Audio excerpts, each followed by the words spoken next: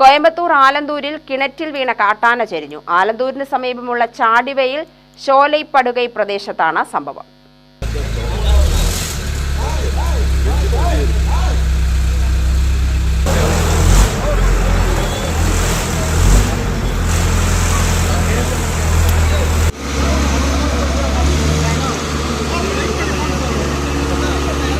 അർദ്ധരാത്രിയിൽ ജനവാസ മേഖലയിലെത്തിയ കാട്ടാനകൾ കൃഷിഭൂമിയിലേക്ക് കടക്കുകയായിരുന്നു.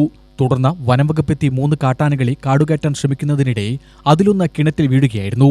ശേഷം ആനയെ കിണറ്റിൽ നിന്നും കയറ്റാൻ ശ്രമിച്ചെങ്കിലും ചരിയുകയായിരുന്നു.